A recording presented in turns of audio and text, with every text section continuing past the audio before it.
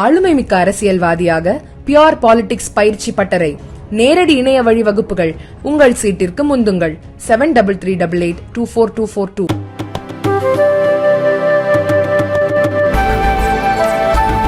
Trichy NIT மாணவிகளிடம் தரக்குறைவாக பேசியதற்கு பெண் விடுதி காப்பாளர் மன்னிப்பு கேட்டதை அடுத்து மாணவ மாணவிகள் போராட்டத்தை கைவிட்டு கலைந்து சென்றனர்.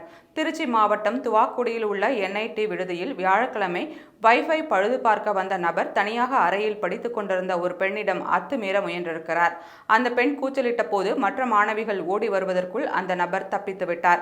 இந்த சம்பவம் தொடர்பாக விடுதி காப்பாளரிடம் புகார் கூறிய போது மாணவி ஒழுங்காக ஆடை அணியாததே பாலியல் அத்துமீறலுக்கு காரணம் என விடுதி காப்பாளர் கூறியதாகவும் குற்றவாளிக்கு ஆதரவாக பேசியதாகவும் குற்றம் சாட்டப்பட்டது.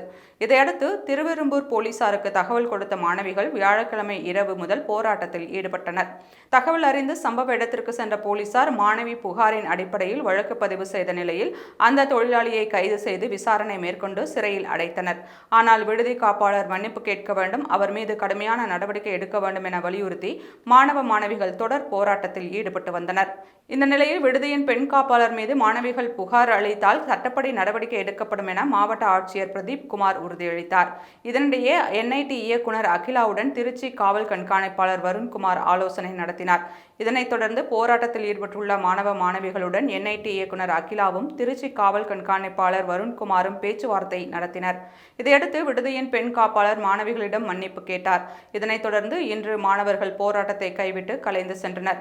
போராட்டத்தில் ஈடுபட்ட மாணவ மாணவிகள் மீது எந்தவித நடவடிக்கையும் எடுக்கப்படாது என என்ஐடி நிர்வாகம் தரப்பில் தெரிவிக்கப்பட்டுள்ளது.